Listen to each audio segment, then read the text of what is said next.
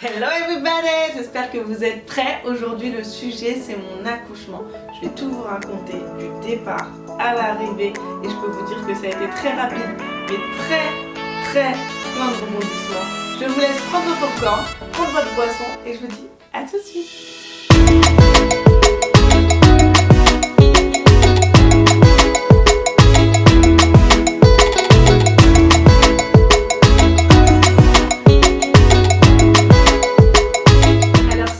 J'espère que vous êtes prêts. Je vais tout vous raconter comme promis. Donc déjà on va revenir à la veille. Donc j'étais à 39 plus 7 je crois.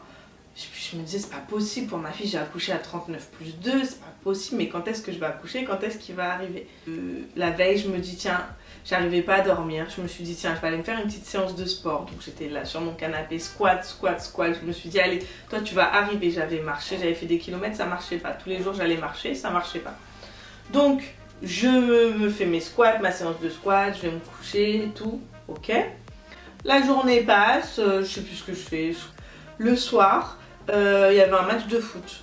Le papa commence à parler à son fils, à lui dire oui, il va falloir que tu sortes, si tu as envie de sortir, tu mets un bon coup et boum, t'inquiète ça va sortir, tu mets un coup de pied, ça va sortir.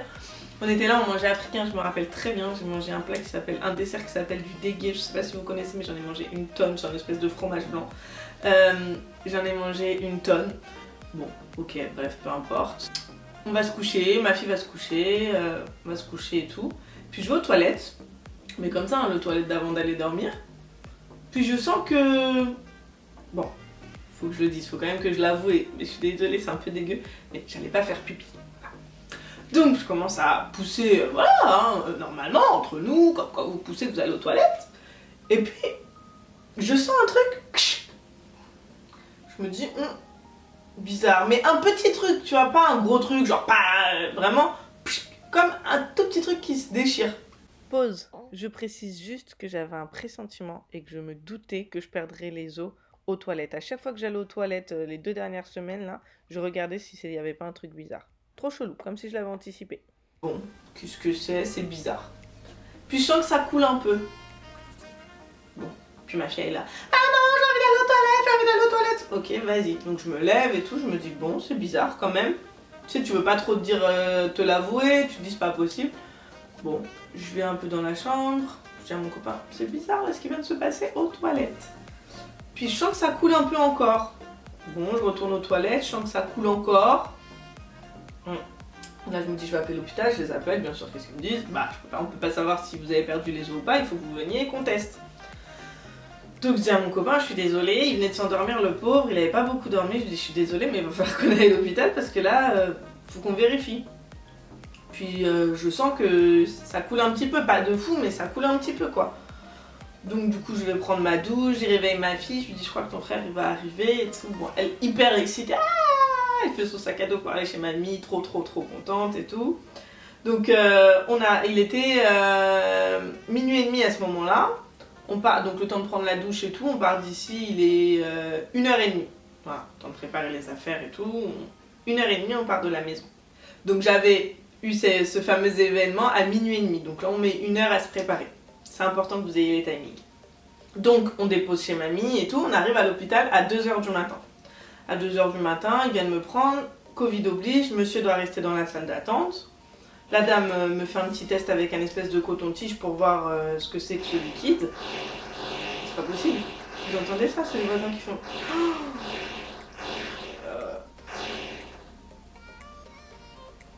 Donc la dame me fait, la sage-femme regarde, elle me dit bon on va regarder c'est du liquide des os là. Et elle me met un petit coton-tige en fait et elle me dit ah bah oui c'est bien ça. Donc maintenant je vais vous ausculter, on va faire un monito. Elle m'ausculte et elle me dit vous êtes à 2 doigts et demi. Je dis mince c'est tout, pour ma fille je t'arrive à 4 doigts, donc 4 doigts et demi même. Donc je me dis oh là là ça va mettre 10 plombes. Et j'avais pas trop mal franchement, je me suis dit ça a commencé un peu à me faire mal au ventre mais c'était pas du tout des contractions comme pour ma fille j'avais pas perdu les os. Du coup là c'était pas du tout des contractions genre ah ça se contracte et t'arrives pas à respirer, c'était des contractions en mode j'ai mal dans le bas du ventre, tu vois, ça appuie sur mon bas du ventre. Donc je dis ça à la dame, elle me dit c'est normal quand vous avez perdu les os, c'est normal que ça appuie dans le bas du ventre, c'est pas du tout le même ressenti. Mais vous êtes qu'à 2 doigts et demi donc on va faire un monito. Ok, on fait un monito, elle me dit 30 minutes, monsieur attend dehors. Ok, Au bout de 30 minutes, elle revient. Mes voisins, ils font des travaux juste au moment où j'ai décidé de faire une vidéo, quoi. Bref, j'espère que vous n'allez pas trop l'entendre. Elle revient, elle me dit oui, j'ai pas entendu, il y a des moments où je captais pas très bien, donc on va refaire un petit peu. Ok, on refait un petit peu, mais je sens que là ça commence à être de plus en plus dur. Je parlais avec des copines à moi, je leur disais ça commence à être chaud, elles me disent oui, vas-y, t'arrives à te filmer, à faire des notes vocales, c'est que ça va. Ouais, mais je leur dis, je commence à vraiment sentir que, je sais pas, j'ai chaud, genre pendant les contractions, j'ai chaud. Ça appuie en bas, vraiment. Au bout de 30 minutes, elle revient.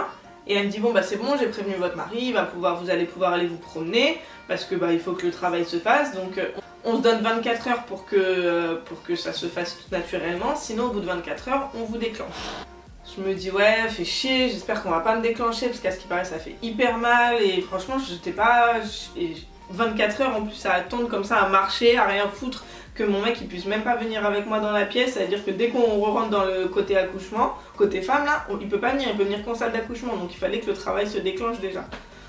Donc bon, du coup, ok, et puis je me lève, et puis là c'est impossible pour moi de marcher. Je vais pour sortir du service, et il y avait une dame qui était en salle d'attente, et elle me dit non mais c'est pas possible, j'étais pliée, et c'était horrible, genre j'étais vraiment... Je peux pas, limite envie de pleurer et tout, alors que pour ma fille, pas du tout, les contractions, je les avais super bien vécues. Je me dis, mais c'est pas possible, mais qu'est-ce que c'est que cette douleur? Je fais demi-tour, j'arrive même pas à marcher, je vais chercher la sage-femme, je lui dis, madame, je suis désolée, mais s'il vous plaît, est-ce que vous pouvez me réausculter? Vraiment, c'est trop bizarre, je peux pas là. Et elle me dit, bon, bah si vous voulez, mais ça fait qu'une heure que je vous ai ausculté, vous étiez à 2, ça m'étonnerait que ça ait beaucoup avancé. Donc elle me réausculte. Et rien que pour me déshabiller, je suis là, je commence à pleurer. Je lui dis, madame, je suis vraiment désolée, mais j'ai trop mal et tout. J'étais vraiment pas bien, mais vraiment là, je le revis, c'était vraiment, j'avais trop mal. Et puis, elle me dit, bon, bah c'est pas grave et tout, je vous ausculte. Elle m'ausculte, elle me dit, vous êtes à 3 bons doigts, je sais pas quoi. Si vous voulez, on peut aller en salle d'accouchement pour la péri. Je lui dis, mais ça veut dire que ça va mettre 10 plombs, parce qu'il paraît, la péridurale, ça ralentit le travail. Elle me dit, mais vous en faites pas pour ça, vous avez mal là, donc il faut qu'on y aille. Je lui dis ok, mais est-ce qu'il va pouvoir venir le papa avec moi parce que je veux pas qu'il attende des heures le pauvre en salle d'accouchement. Elle me dit oui c'est bon, je vais pouvoir venir le chercher. On va dans la salle d'accouchement, l'anesthésiste vient vous faire la péri, puis après il vient. Je lui dis ok, le couloir pour aller jusqu'à la salle d'accouchement, j'ai accouché à l'hôpital de Montreuil, le couloir pour aller de la salle où on vous ausculte jusqu'à la salle d'accouchement, j'ai cru qu'il allait jamais se finir. Je pleurais, elle me disait tenez à vous, à moi. Je disais madame ça appuie, je peux pas, j'ai trop mal, j'arrivais même pas à avancer, c'était horrible. J'arrive dans la salle d'accouchement, elle fait des transmissions à une autre sage-femme.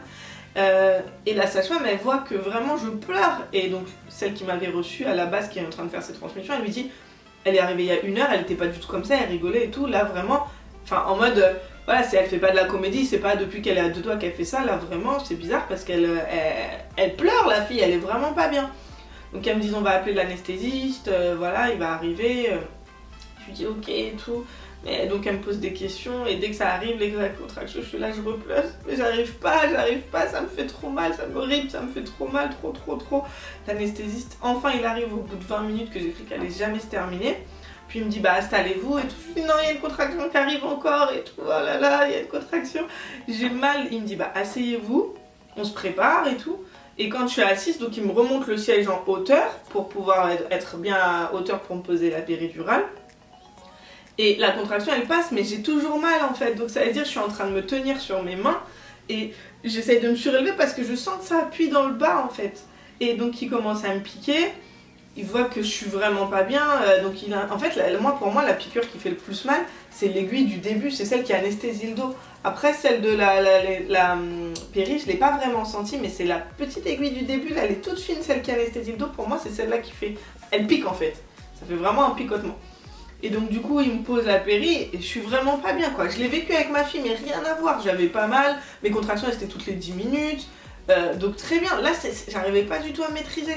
Et pourtant j'ai fait des cours d'accouchement pour gérer la douleur, mais là j'arrivais même pas à penser aux trucs positifs, tout ce que j'avais préparé, impossible. La douleur elle prenait trop le dessus.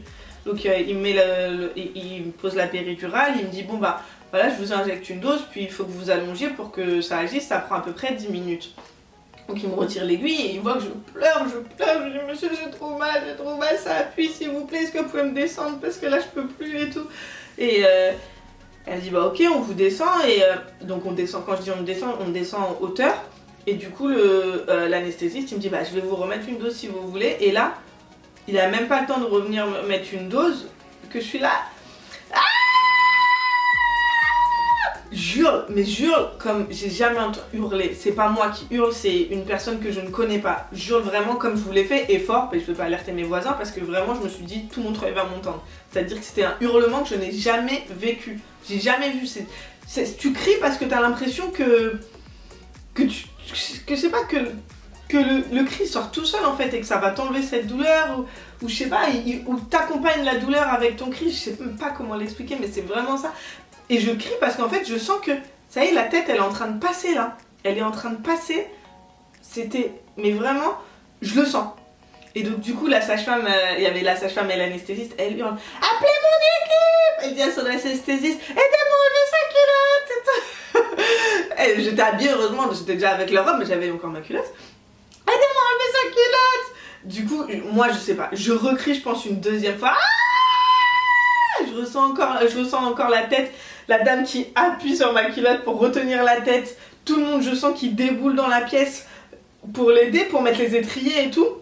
Je me dis, ah là là, je vais accoucher, le père il sera même pas là. Je ouvre mes yeux, j'entends une sage-femme que je connaissais qui travaillait là, que j'avais vue à l'accueil, qui me dit, Mélissa, c'est bon, respire, il manque plus que les épaules, tu pousses une dernière fois. Et je me rappelle, ce cri-là, il m'a ramené en fait à la réalité. Donc j'ai eu le temps, j'ai crié 2 fois quoi, ou 3 fois, je sais pas. Et j'ouvre mes yeux, donc je la vois elle et je vois mon copain derrière, donc là, soulagée. Elle me dit tu pousses une dernière fois et les épaules. Et ça, je sais comment pousser parce que pour ma fille, on m'avait dit que j'avais bien poussé. Donc je pousse. Et voilà, ils me le sortent. 3h48. Si on fait un rewind, je vous rappelle que j'ai perdu les os à minuit et demi. Je suis partie de la maison à 1h30. Je suis arrivée à l'hôpital, j'étais à 2 doigts à 2h. Et 3h48, donc 1h48 après, j'accouche. Genre, je vous ai dit, je parlais avec mes copines. Elles ont même pas eu le temps de regarder un épisode de leur série. Je leur disais, ouais, ça va, mais les contractions commencent à être difficiles. Que je leur envoie la photo du bébé. Truc de ouf. Mais c'est vraiment genre. Et là, grosse dose d'adrénaline. Donc ils me sortent le bébé, ils me le mettent sur moi. Je me rappelle même pas de sa tête. J'ai pas l'image, c'est juste ses doigts. Je sais que j'ai vu ses doigts. Et après, ils me l'enlèvent donc pour aller lui faire ses soins et tout. Ils disent au papa, bon bah vous voulez couper le cordon. Après, il a fallu qu'on attende que la péridurale fasse effet pour que j'expulse le placenta. Ça a mis un peu de temps. Et grosse dose d'adrénaline. Là, c'est un moment où, à peine ils m'ont posé le bébé, je calcule même pas vraiment mon enfant, je suis totalement choquée. Donc je ne fais que parler en fait. Oh, putain, mais c'est un truc de ouf, mais j'ai déjà accouché. Non, mais attendez, c'est un truc de ouf, j'ai cru que j'en avais pour 24 heures. Non, mais il y a 1 heure, j'étais à 2 doigts, mais putain, mais c'est un truc de ouf. Je les enchaîne. Non, mais appelez la sage-femme qui m'a reçue à la base parce qu'elle m'avait dit que ça allait prendre jusqu'à 24 heures. Elle-même, elle va être choquée. Bah, elle était là, la dame, ne vous inquiétez pas, elle a vu la sage-femme. Oh, non, mais c'est un truc de ouf, c'est un truc de ouf. Non, mais putain, mais non, mais je suis choquée de comment ça a mis du temps. Non, mais si vous étiez là, franchement, je pense que tout le monde aurait rigolé parce que je dis à la dame, mais j'ai pas trop crié, non, mais c'est un truc de fou. En plus, je revois l'anesthésiste qui me dit, doucement, madame, je l'entends, mais je pouvais pas faire doucement en fait, c'est-à-dire que ça ne se contrôle pas ce cri. Je ne sais pas comment elles font celles qui accouchent sans péridurale et qui accouchent sans cri. C'était horrible. Je ne peux pas le contrôler, mais j'ai souffert. Franchement, pendant cette heure avant d'accoucher, j'ai souffert. Quand je vous dis que je pleurais, je suis pas quelqu'un qui pleure beaucoup pour la douleur, mais là vraiment, oh. C'était horrible, mais vraiment je sentais que tout descendait. En fait en 1 heure c'est passé de 3 doigts à 10 doigts, donc c'est sûr que forcément ça travaillait de ouf quoi, ça s'arrêtait pas.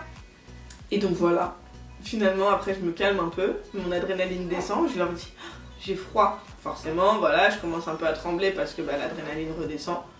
Et puis voilà, bébé Isaac était là, il nous laisse, enfin voilà, tout s'est bien passé. On est redescendu au bout de 2 heures en chambre, j'étais hyper heureuse, vraiment un jour magnifique quoi. J'aurais jamais cru que ça aurait été aussi vite en partant de chez moi, en perdant les os à minuit et demi ou en mangeant mon dégué quoi. Enfin franchement c'est vraiment un événement magique, magnifique. À choisir, je sais même pas si je peux vous dire que je préfère accoucher comme pour ma fille parce que ça a mis, je suis arrivée à 7h30, j'ai accouché à 7h30 du matin, j'ai accouché à 20h30 mais pour le coup c'était sans douleur, tout du long. Et là, accoucher en 2 heures quoi, mais avec en 1h50 même, mais avec douleur de ouf pendant 1 heure. Je sais pas, parce qu'il y en a ils ont des douleurs de ouf pendant des heures, quand on les déclenche et tout, j'entends des histoires, alors que moi ça a duré 1 heure les douleurs. Mais vraiment des douleurs à pleurer pendant 1 heure, pendant 1 heure je pleurais. Donc je sais pas, mais vraiment c'était magique le fait que ça a été aussi vite, c'est tellement surprenant que c'est magique, et c'était trop beau. Donc voilà, je sais pas si vous voyez, mais là j'ai mes bretelles parce qu'en fait il est en train de dormir sur moi en ce moment, c'est insupportable, il veut pas du tout que je le lâche. Donc voilà, je l'ai en porte-bébé pendant que je vous fais cette vidéo et il dort.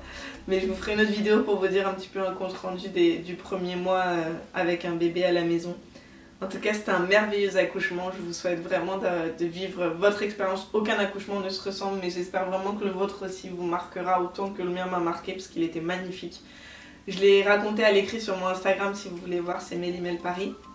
Si vous avez des questions ou si vous voulez réagir, n'hésitez pas à laisser un commentaire ou à m'envoyer un message sur Instagram, ça me fera hyper plaisir qu'on échange et tout. J'espère que j'ai rien oublié, je vous l'ai raconté parce que je l'ai revécu, donc ça a été assez vite là et je vous l'ai raconté comme je l'ai revécu avec les émotions que j'avais.